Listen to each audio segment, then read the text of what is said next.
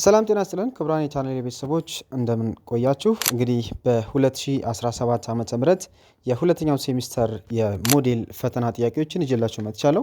በዛሬ በዚህ ቪዲዮ እንግዲህ የአካባቢ ሳይንስ የስድስተኛ ክፍል ጥያቄዎችን እያየን አብረን ቆይታ እናድርጋለን ማለት ነው። አሁን ጥያቄዎችን በዝርዝር እያየን እንዲሁም ትክክለኛውን መልስ በቪዲዮ መጨረሻ ላይ አስቀምጥላችኋለሁ። ያው አብረን እየሰራን በጋራ እየቀጠልን ማለት ነው። በመጨረሻም በቪዲዮ መጨረሻ ላይ የጥያቄዎችን መልስ አያይዝላችኋለሁ። ከዛም በቀጥታ ሄዳችሁ ማስተያየት ወይም እዛ ላይ መልሱን ማግኘት ትችላላችሁ። ከዚህ በተጨማሪ እንግዲህ ሁልጊዜም ያው በቴሌግራም ቻናላችን በደንብ እየሰራንበት ጥያቄዎችንም እያደረስን እነዚህንና ሌሎች ጥያቄዎችንም የምለቅበት ነው እዚህ ጋር የምትመለከቱት ማለት ነው። ሶ የሚላቱሪያልስ ሚኒስትሪ የሚል የቴሌግራም ቻናል አለን። እዛ ላይ እየገባችሁ በርከት ያሉ ጥያቄዎች አሉ። እነዛንም ማግኘት እንደምትችሉ ከወዲሁ ላሳስባችሁ እወዳለሁ። አሁን ወደ ዛሬ ይዤላችሁ ለመጣሁት ልግባ። ቀጥታ ወደ ቪዲዮ አመራለሁ ማለት ነው። እሺ ወደ መጀመሪያው ጥያቄ መጣሁኝ። እንግዲህ የመጀመሪያው ጥያቄ ያው እዚህ ጋር ከላይ ትዕዛዙ እንደምትመለከቱት በአዲስ አበባ ከተማ አስተዳደር ትምህርት ቢሮ የስድስተኛ ክፍል አካባቢ ሳይንስ ሞዴል ፈተና ይላል። ይሄ እንግዲህ ያው በሁለተኛው ሴሚስተር በ2017 ዓ.ም የተዘጋጁ ጥያቄዎች ናቸው። ወደ ጥያቄዎቹ በቀጥታ ላምራ። እንግዲህ የመጀመሪያው ጥያቄ ያው ከተሰጡን አማራጮች ውስጥ ትክክለኛው መልስ የያዘውን ፊደል መምረጥ በተሰጠው ክፍት ቦታ ላይ ያው እዚህ ጋር እንኳን መልስ መስጫችሁ ላይ ነው የምታጠቁሩት ማለት ነው። ያው እዚህ ጋር የትዕዛዝ እንትን ነው። ምንድነው የመጀመሪያው ጥያቄ? ወደ መጀመሪያው ጥያቄ እንምጣ። የመጀመሪያው ጥያቄ ምንድነው የሚለን እንግዲህ ከሚከተሉት ውስጥ በተፈጥሮ በተወሰነ መጠን ብቻ የሚገኝ ሊተካ የማይችል እና በአንድ ጊዜ አገልግሎት ላይ ከዋለ በድጋሚ አገልግሎት ላይ መዋል የማይችል ታዳሽ ያልሆነ የቱ ነው የሚለን። ሀ የድንጋይ ከሰል፣ ለ የፀሐይ ኃይል፣ ሐመርሃ አየር፣ አፈር ነው የሚለን። እንግዲህ ከነዚህ ውስጥ ታዳሽ ያልሆነ የተፈጥሮ ሀብት ብለን የምንጠራው ሀሌታ ላይ የሚገኘው የድንጋይ ከሰል ነው ማለት። ስለዚህ ሀሌታ የዚህ ጥያቄ መልስ ይሆናል ማለት ነው። ሁለተኛ ጥያቄ አንድ ቦታ ከኬክሮስ እና ከኬንትሮስ አንጻር የሚገኝበትን ቦታ ማሳያ ያልሆነው የቱ ነው የሚለን። ስለዚህ በኬክሮስ እና በኬንትሮስ አንጻር የሚገኝበትን ቦታ ማሳያ የሆነው ምንድነው? ፍጹማዊ መገኛ ነው። ስለዚህ ምንድነው እዚህ ጋር እያለን ያለው ምንድነው ያልሆነው? ይህም የዚህ ማሳያ በዚህ ማሳያ ምን ያልሆነ በአንድ ቦታ ከኬክሮስ እና ከኬንትሮስ አንጻር የሚገኝበትን ቦታ ማሳያ ያልሆነ የቱ ነው የሚለው። ፍጹማዊ መገኛ የሚለው ወይ ማሳያ ያልሆነው የቱ ነው የሚለው። ይህም መላይ የሚገኘው ፍጹማዊ መገኛ የሚለው ነው ማለት ነው። እንግዲህ ሶስተኛ ጥያቄ በኢትዮጵያ አርሶ አደሮችና አርብቶ አደሮች የሚጠቀሟቸው የተለያዩ ሀገር በቀልና የተለመደ ወይም ውጤታማ የአፈር አጠባበቅ ዘዴዎች ያልሆነው የቱ ነው? ሀ እርከን መስራት፣ ለ አግድም ማረስ፣ ሐመርሃ ቁልቁል ማረስ፣ መሬት ማሳደር ነው የሚለው። ይሄ እንግዲህ ሐመርሃ ላይ ያለው የዚህ ጥያቄ ትክክለኛ መልስ ይሆናል። አራተኛ ጥያቄ ፍጹማዊ መገኛን ለመግለጽ የሚያገለግለው የቱ ነው? ፍጹማዊ መገኛን ለመግለጽ የሚያገለግለው ሀ የውሃ ክፍል፣ ለ የመሬት ክፍል፣ ሐመርሃ ኬክሮስ፣ የደን ክፍል ነው የሚለው። እንግዲህ እዚህ ጋር የውሃ ክፍል፣ የመሬት ክፍልና የደን ክፍል ብለን የምንጠራቸው እነዚህ ያው ምንድነው የአንድን ቦታ መገኛ አንጻራዊ በሆነ መልኩ ወይም በዙሪያ ከሚገኙ ታዋቂ ነገሮች ወይም ታዋቂ ቦታዎች አንጻር የምንገልጸው የመገኛ አይነት የአንጻራዊ መገኛ ነው። ስለዚህ እዚህ ጋር ፍጹማዊ መገኛ ስለሚለን የፍጹማዊ መገኛ ደግሞ የኬክሮስና የኬንትሮስ መስመሮችን ተጠቅመን የምንገልጸው ትክክለኛ መገኛ ወይም አሃዛዊ በሆነ ልኬት ማሳያ የሆነው ነው ማለት። ስለዚህ ሐመርሃ መልሳችን ሆነ። አራተኛ ጥያቄ። አምስተኛ ጥያቄ ከሚከተሉት ቁስ አካል ውስጥ የራሱ ቅርጽና ይዘት ያለው የቱ ነው? የራሱ ይዘትና ቅርጽ ያለው የቱ ነው? ሀ ጋዝ፣ ለ ፈሳሽ፣ ሐመርሃ ጉም፣ ጠጣር ይላል። ይሄ እንግዲህ መላ ያለው ጠጣር የሚለው የዚህ ጥያቄ መልስ ነው። ስድስተኛ ጥያቄ ከሚከተሉት የዱር እንስሳት ውስጥ በኢትዮጵያ ብቻ የሚገኝ ብርቅዬ እንስሳ የሆነው የቱ ነው? ሀ አዞ፣ ለ አንበሳ፣ ሐመርሃ ዋልያ ቤክስ፣ የሌሊት ወፍ ይላል። ይሄ እንግዲህ በኢትዮጵያ ብቻ አይደለም በዓለም ደረጃ ያው በዓለም ከሚገኙ ቦታዎች ወይም በዓለማችን ላይ ብርቅዬ እየተባለ የሚጠራው ወይም ብቸኛው መገኛው ሀገር ኢትዮጵያ የሆነው ወይም በሰሜን ተራሮች ብሔራዊ ፓርክ ውስጥ የሚገኘው ይህ ዋልያ አይቤክስ ሐመርሃ ላይ ያለው የኢትዮጵያ ብርቅዬ ወይም በኢትዮጵያ ብቻ የሚገኝ ብርቅዬ እንስሳ ሆነው እናገኛለን። ሐመርሃ መልሳችን ነው። መላይ በሁለት ትምህርት ቤቶች መካከል ያለው ርቀት 300 ኪሎ ሜትር ነው። ይህ ርቀት ወደ ሜትር ሲቀየር ስንት ይሆናል ነው። ይህ እንግዲህ ያው ሜጀርመንት ነው። 300 ኪሎ ሜትርን ወደ ሜትር መቀየር ነው። ይሄ ማለት 1 ኪሎ ሜትር ማለት 1000 ሜትር ነው። ስለዚህ 300 ኪሎ ሜትር ስንት ይሆናል ነው ምንለው። ስለዚህ ይህንን ቁጥር በቀላሉ በ1000 አባስተን ማስቀመጥ ነው። ስለዚህ 300 ሲባዛ በ1000 ይኸው እዚህ ጋር ለላይ ያለው 300,000 ሜትር ይሆናል ማለት ነው።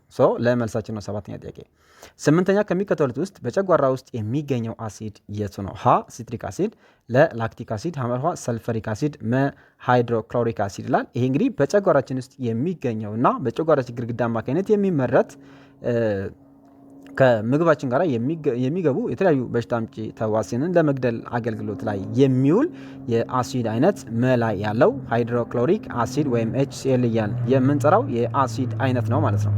ዘጠኛ ጥያቄ ከሚከተሉት ወንዞች መካከል በኢትዮጵያ የሚገኝ ሆኖ ድንበር ተሻጋሪ ያልሆነው የቱ ነው?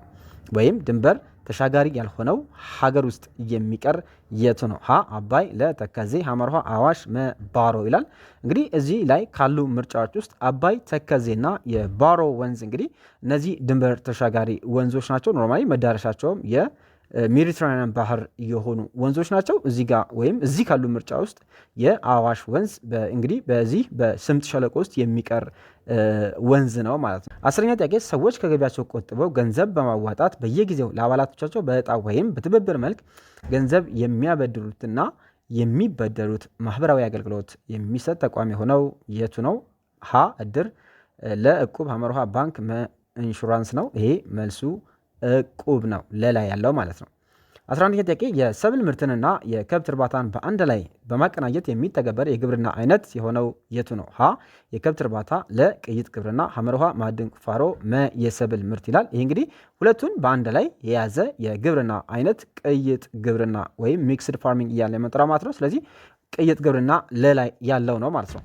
12ኛ ጥያቄ ሰዎች በራሳቸው ተነሳሽነት ከአካባቢያቸው በቅርብ ወይም በሩቅ ርቀት የሚገኙትን አስደናቂና አስገራሚ ነገሮችን ለማየት የሚያደርጉት እንቅስቃሴ ምን ይባላል? ሀ ኢንዱስትሪ፣ ለትራንስፖርት፣ ሐመርኋ ንግድ፣ ቱሪዝም ይላል። የዚህ መልስ ቱሪዝም ነው ማለት ነው። 13ኛ ጥያቄ ከሚከተሉት ውስጥ የሚዳሰስ ቅርስ የሆነው የቱ ነው? የሚዳሰስ ቅርስ የሆነው የቱ ነው? ሀ ፊቼ ጨንበላላ፣ ለሬቻ፣ ሐመርኋ የጎንደር አብያተ መንግስታት፣ የመስቀል በዓል ነው የሚለው ሰው። ከነዚህ ውስጥ እንግዲህ ያው ቁሶችን ምንድነው የሚዳስሱና የማይዳስሱ ወይም ደግሞ ቁሳዊና መንፈሳዊ ቅርስ ብለን በሁለት ከፍለን ተምረናል ወይም ተምራችኋል በክፍላችሁ ማለት ነው። በዚህም መሰረት እንግዲህ እዚህ ጋር የጠየቀን ያለው የሚዳስስ ወይም ቁሳዊ ቅርስ የሆነው የቱ ነው? ይህም ሐመርኋ ላይ የሚገኘው ምንድነው የጎንደር አብያተ መንግስታት የሚለው ነው ማለት ነው። 14ኛ ጥያቄ አደንዛዥ ወይም ሱስ አምጪ እጾች እና ኬሚካሎች በሰውነታችን ላይ ከሚያስከትሉት አካላዊ ወይም ስነ ልቦናዊ ተጽዕኖ ያልሆነው የቱ ነው? ሀ የባህሪ ለውጥ፣ ለተስፋ መቁረጥ፣ ሐመርኋ የአእምሮ መዛባት፣ ማህበራዊ ተቀባይነትን ማግኘት ነው የሚለው። እንግዲህ እዚህ ጋር ያልሆነው ነው የሚለው። ያው እንግዲህ በዚህ እነዚህ ሱስ ወይም እነዚህ ኬሚካሎች እንግዲህ አንደኛ የባህሪ ለውጥ ያመጣሉ ወይም ያስከትላሉ፣ ተስፋ መቁረጥ እንዲኖር ያስከትላሉ ወይም ያደርጋሉ ማለት ነው። ከዛ ውጪ ሐመርኋ ላይ የአእምሮ መዛባት፣ የአእምሮ መቃወስ፣ የቀን ቅዠት፣ በጣም በርካታ ተጽዕኖችን ያመጣሉ። ከዛም ውጪ ደግሞ የማህበራዊ ተቀባይነትን ማግኘት ነው የሚለው። በማህበረሰቡ ዘንድ ተቀባይነት ማጣት እንጂ ማግኘትን የሚያስከትሉ አይደሉም ማለት። ስለዚህ የዚህ ጥያቄ ትክክለኛ መልስ ይሆናል። 15ኛ ጥያቄ ከሚከተሉት ውስጥ ሱስ አምጪ እጽ እና ኬሚካል ያልሆነው የቱ ነው? ሀ ወተት፣ ለትንባሆ፣ ሐመርኋ የአልኮል መጠጥ፣ ጫት ይላል። የዚህ ጥያቄ መልስ ወተት የሚለው ሀሌታ ውሃ ይሆናል ማለት ነው። ከዛ ውጪ የሚገኙት ትንባሆ፣ አልኮል እና መጠጥ ሱስ አምጪ ብለን ከምንጠራቸው እጾች ውስጥ የሚመደቡ ናቸው ማለት ነው። 16ኛ ጥያቄ ከሚከተሉት ቋንቋዎች ውስጥ የሴም ቋንቋ ምድብ የሆነው የቱ ነው? እዚህ ጋር እንግዲህ በኢትዮጵያ የሚገኙ ወይም በሀገራችን ኢትዮጵያ የሚገኙ ቋንቋዎችን በሁለት ዋና ዋና የቋንቋ ቤተሰቦች እንግዲህ ይመደባሉ ወይም መድበን እናስቀምጣቸዋለን ማለት ነው። እነዚህ የቋንቋ ቤተሰቦች እንግዲህ የመጀመሪያው አፍሮ ኤሲያዊ የምንለው ነው። ሁለተኛው ደግሞ የናይሎ ሳሃራዊ የቋንቋ ምድብ ነው። የመጀመሪያው አፍሮ ኤሲያዊ ብለን የምንጠራውን የቋንቋ ምድብ የሴም፣ የኩሽና የኦማዊ ቋንቋ ብለን በሶስት ከፍለን እናስቀምጣቸዋለን። ስለዚህ በአጠቃላይ የኢትዮጵያን ቋንቋዎች በአራት መሰረታዊ ምድቦች ከፍለን እናስቀምጣለን። የመጀመሪያው ምድብ የሴም ቋንቋ ምድብ ነው። በሴም ቋንቋ ውስጥ እንግዲህ የሚነገሩ የተለያዩ የቋንቋ ቤተሰቦች አሉ። ከነዚህ መካከል እንግዲህ እዚህ ጋር የጠየቀን ያለው ምንድን ነው? የሴም ቋንቋ ምድብ የሆነው የቱ ነው የሚለን ሀሌታዋ ከምባተኛ ለአፊ ሶማሌ አመርሃ ትግርኛ መአፋርኛ ይላል። የዚህ ጥያቄ መልስ የሚሆነው እንግዲህ ይህንን ከማየታችን በፊት ቋንቋ ምድቦችን ወይም እነዚህ በዚህ ስር ላይ የሚገኙትን የቋንቋ ዝርዝሮችን እንመልከት። የመጀመሪያው የሴም ቋንቋ ምድብ ነው። በዚህ ላይ አማርኛ፣ ስልጥኛ፣ ግዕዝ፣ አርጎብኛ፣ ጉራግኛ፣ የሐረሪ ቋንቋ እንዲሁም ትግርኛና የዘይ ቋንቋዎች በሴም ምድብ ውስጥ የሚገኙ ናቸው። ከዚህ ባሻገር የኩሽ ምድብ ወይም የኩሽ ቋንቋ ምድቦች ብለን የምንጠራቸው አፋርኛ እንዲሁም የአዊ ቋንቋ ወይም አዊኛ ብለን የምንጠራው ማለት ነው፣ አገውኛ፣ አላብኛ፣ ጉርጅኛ፣ ጌዲዮፍ እንዲሁም የሀዲዛ ቋንቋ ወይም የሀዲያዎች ቋንቋ የሀዲኛ ቋንቋ ማለት ነው፣ የሀዲሳ ብለን የምንጠራው የከንባትኛ፣ ኮንስኛ፣ አፊ ሶማሌ፣ አፋን ኦሮሞ፣ የሲዳሙ አፍ እንዲሁም ሌሎች ቋንቋዎች በዚህ ምድብ ላይ ይገኛሉ፣ በኩሽ ምድብ ማለት ነው። በሶስተኛው ላይ የምናገኘው የኦማዊ ቋንቋ ምድብ ነው። የኦሞቲክ ሱፐር ፋሚሊ እያልን የምንጠራቸው ምድቦች በዚህ እንግዲህ የጋሞ፣ የሀረሪ፣ የካፊኖኖ እንዲሁም የኮንቲኛ ቋንቋን፣ የደዋሮ፣ የባስኬቶ፣ የዶርዜና የወላይታቶ ቋንቋን ይገኙበታል። ወይም የወላይታቶ እያልን የወላይትኛ ቋንቋን የምናገኝበት ምድብ ማለት ነው። ከዛ ውጪ አራተኛ ላይ የምናገኘው ምድብ የናይሎ ሳሃራዊ ቋንቋ ምድብ ነው። በዚህ ስር ላይ እንግዲህ የበርታ፣ የጉምዝ፣ የአንፊሎ፣ የኑዌር፣ የመዠንገር፣ የአሪ ቋንቋዎችና ሌሎች በዚህ ምድብ ላይ የምናገኛቸው ናቸው። ስለዚህ በዚህም መሰረት እንግዲህ የዚህን ጥያቄ መልስ ምን የሆነው ምንድነው ማለት ነው ሀመር ውሃ ላይ የሚገኘው የትግርኛ ቋንቋ ነው ማለት ነው። የሴም ቋንቋ ምድብ ውስጥ የምናገኘው 17ኛ ከሚከተሉት ውስጥ ወይ ደግሞ ከሚከተሉት ውስጥ ምግብ መፈጨት የሚጀምርበት ስርዓተ ልመት አካል የሆነው የት ነው የሚለው ጉሮሮ፣ አፍ፣ ጨጓራና ትንሿ አንጀት ይላል። እንግዲህ የምግብ መፈጨት ሂደት ወይም ይሄ አልመንተሪ ካናል ብለን የምንጠራው ማለት ነው የምግብ መፈጨት ሂደት የሚጀምረው ከአፋችን ነው ማለት ነው። ስለዚህ የዚህ ጥያቄ መልስ ነው። 18ኛ ላይ ከሚከተሉት ውስጥ ዓለም አቀፍ የመጠነ ቁስ መለኪያ የሆነው የቱ ነው? ወይም SI ዩኒት ኦፍ ማስ መጠነቁስን የመጠነ ቁስ ዓለም አቀፋዊ ምን የመጠነ ቁስ መለኪያ አሃድ ብለን የምንጠራው ሀሌት ውሃ ኪሎግራም ለሚሊግራም ሀመር ውሃ ግራም ቶን ነው የሚለን። እንግዲህ የማስ SI ዩኒቱ ኪሎ ግራም ነው ማለት ነው። 19ኛ ጥያቄ መጠነ ሙቀትን ለመለካት የምንጠቀምበት መሳሪያ ዳሽ ይባላል። መጠነ ሙቀት ወይም ቴምፕሬቸርን ለመለካት የምንጠቀመው መሳሪያ ማለት ነው መለኪያ ሜትር፣ ሚዛን፣ ቴርሞሜትር፣ ማስመሪያ ነው የሚለው የዚህ ጥያቄ መልስ ቴርሞሜትር የሚለው ሀመር ውሃ ላይ ያለው ጥያቄ መልስ ይሆናል ማለት ነው። 20ኛ ጥያቄ ከሚከተሉት ልዩ ቁሶች መካከል ውህድ የሆነው የቱ ነው? ውህድ ወይም ኮምፓውንድ የሆነው የቱ ነው? ሀ ወርቅ፣ ለካርቦን፣ ሀመር ውሃ ሶዲየም፣ ውሃ ይላል። የዚህም ጥያቄ መልስ ኮምፓውንድ ከሆነ ውሃ ነው ማለት ነው። which is a compound formed by the combination of hydrogen and oxygen atom።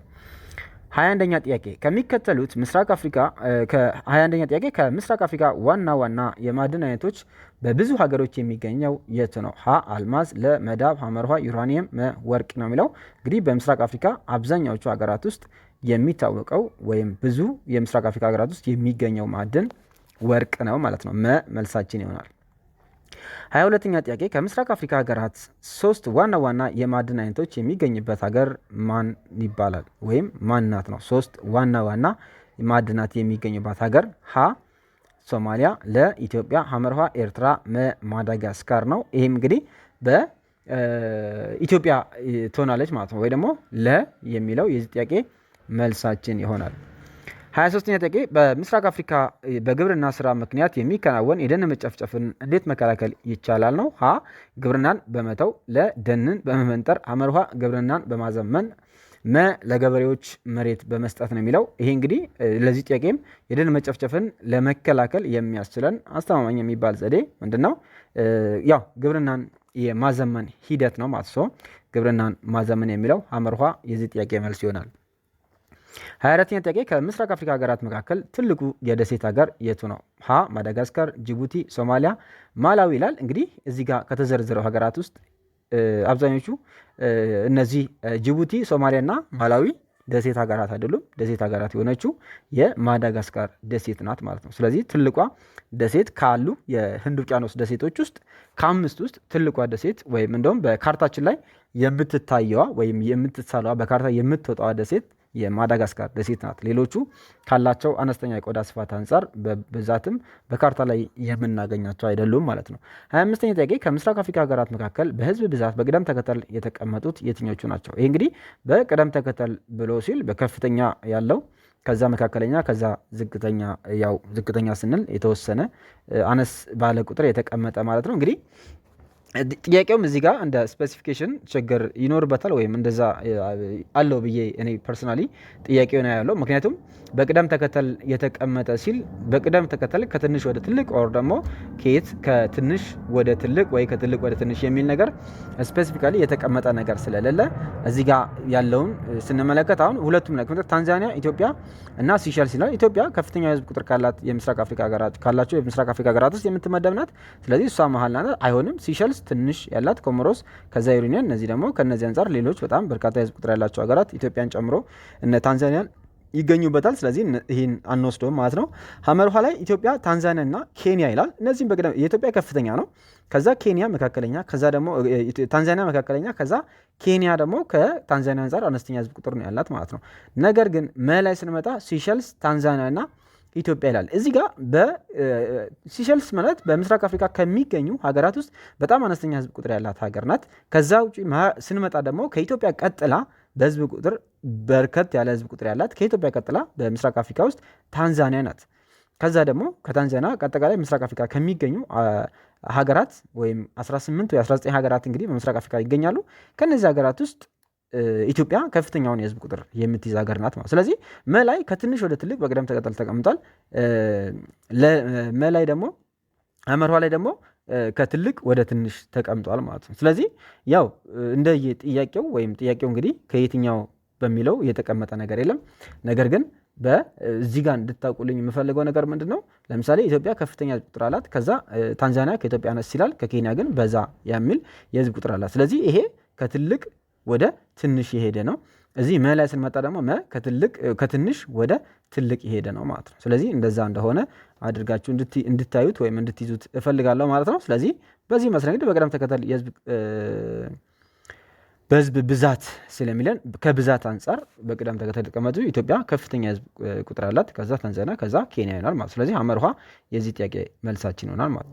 26ኛ ጥያቄ የኑቢያ ስልጣኔ ከአክሱም ስልጣኔ ጋር ምን ያመሳስላቸዋል ነው። ስለዚህ የሚያመሳስላቸውን ነገር እንለያለን ማለት ነው። ሀ በአፍሪካ ቀደምት ስልጣኔ መሆናቸው፣ ለሁለቱም ስልጣኔዎች በአንድ ሀገር የነበሩ መሆናቸው፣ ሀመርሃ የአክሱም ከኑቢያ ቀደምት ስልጣኔ መሆኑ፣ መ በተመሳሳይ ጊዜ መስፋፋታቸው ይላል። ይሄ እንግዲህ ምንድነው? ሁለቱም በስልጣኔ በአንድ ሀገር የነበሩ አይደሉም። ሁለተኛው የአክሱም ከኑቢያ ስልጣኔ ቀደምት አይደለችም፣ ምክንያቱም የኑቢያ ስልጣኔ ቀድሞ የነበረ ነው። ያውም በአክሱም ስልጣኔ ምክንያት የፈረሰ ስልጣኔ ነው ማለት ነው። መ ላይ በተመሳሳይ ጊዜ መስፋፋታቸው ይላል። በተመሳሳይ ጊዜ የተስፋፋ አይደሉም። ሁለቱም የየራሳቸው የሆነ የስልጣኔ ወይም ሲቪላይዜሽን ታይም የነበራቸው ናቸው ማለት ነው።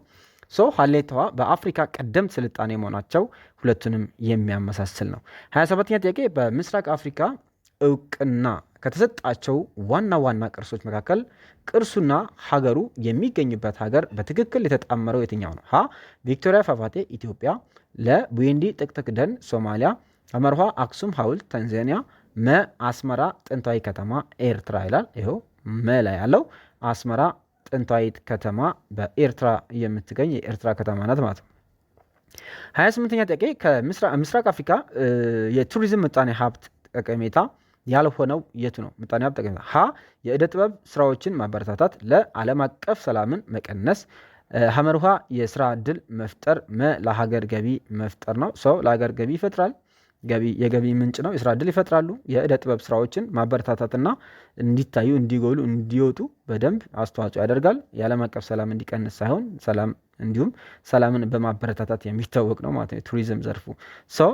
የዚህ ጥያቄ መልስ ይሆናል ያልሆነ ስለሚለን ማለት ነው። 29ኛ ጥያቄ ከምስራቅ አፍሪካ ሀገራት አንጻር ኢትዮጵያ በብዛት ያልተሳተፈችበት የኢንዱስትሪ ዘርፍ የቱ ነው? ሀ የአሳ እርባታ፣ ለጨርቃጨርቅ፣ አመርሃ ሆርቲካልቸር፣ መ የግብርና ምርቶች ማቀነባበሪያ ያላል። እንግዲህ በዚህ ከነዚህ ውስጥ ከሚገኙ የምጣኔ ሀብታዊ ዘርፎች ውስጥ ኢትዮጵያ በስፋት ያልተሳተፈችበት፣ ኢትዮጵያ ብቻ አይደለችም፣ ሌሎችም የምስራቅ አፍሪካ ሀገራት በብዛት ያልተሳተፉበት ምስራቅ አፍሪካ ላይ በጣም ሁለት ሀገራት ናቸው በጣም በዚህ ዘርፍ ላይ ተሳታፊ ሆኖ በጣም ውጤታማ ሆኖ የምናስተውላቸው ማለት ነው። ስለዚህ ይህም ኢትዮጵያ ያልተሳተፈችበት የአሳ እርባታ የሚለው ሀሌታ ውሃ ላይ የሚገኘው ነው ማለት ነው።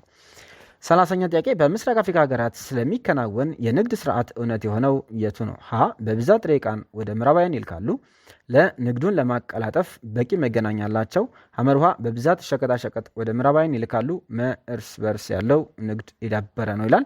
ይህ እንግዲህ የእርስ በርስ መካከል ወይም በምስራቅ አፍሪካ ሀገራት መካከል ያለ የንግድ ግንኙነት የዳበረ እንዳይሆን እንደ ማነቆ ወይም እንደ ምክንያት የተቀመጡ በርካታ ነገሮች አይተናል። በክፍላችሁ አይታችሁ ተምራችኋል ማለት ነው።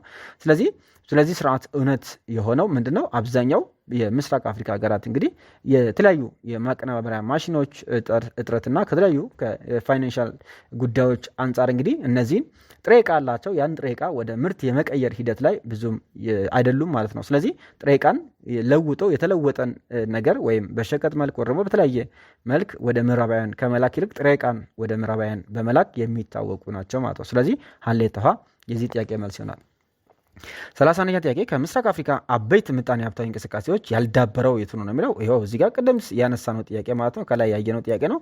ያልዳበረው የምስራቅ አፍሪካ ምጣኔ ሀብታዊ እንቅስቃሴ የአሳ እርባታ ብለን የምንጠራው ነው ማለት ነው። የአሳ እርባታ ነው።